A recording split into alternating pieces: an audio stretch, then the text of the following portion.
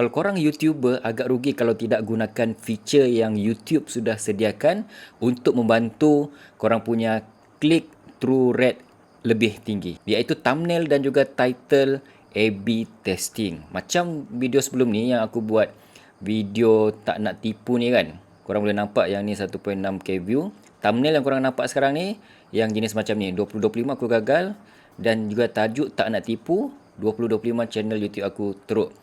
Kalau korang nak tahu, sebenarnya aku ada letak 3 tajuk dan juga 3 thumbnail pada video ni. Okay, so yang ini dinamakan sebagai A/B testing untuk thumbnail dan juga title. Kalau sebelum ni dia hanya ada thumbnail, tapi sekarang sudah ada title A/B testing. Okay, kalau korang boleh nampak sini, A/B testing title. So dia perlu testing beberapa jam ataupun 2 hari baru korang akan dapat result dia.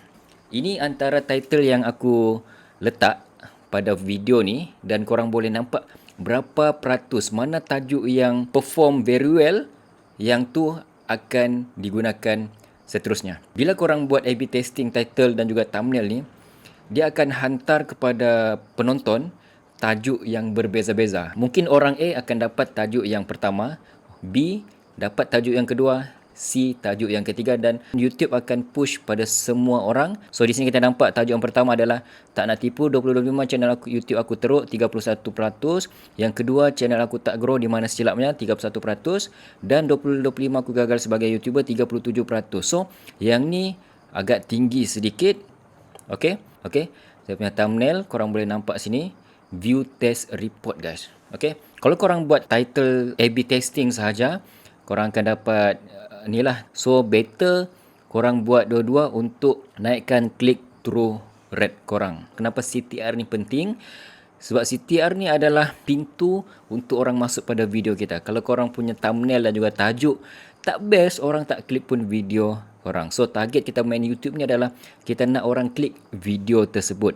Caranya mudah saja nak buat yang A/B testing tu kan. Okay, tajuk ni korang boleh buat A/B testing sini. Korang buat tajuk satu, kemudian tajuk kedua, and then tajuk ketiga korang letak di sini. Dan set test.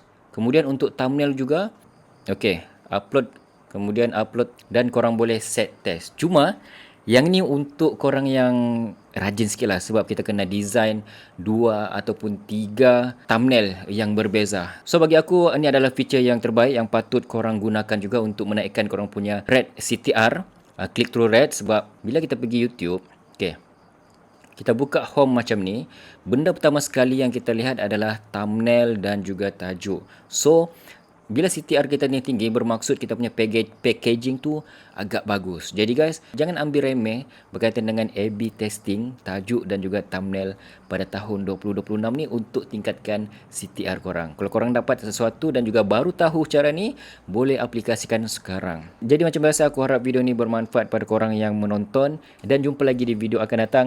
Assalamualaikum. Bye-bye.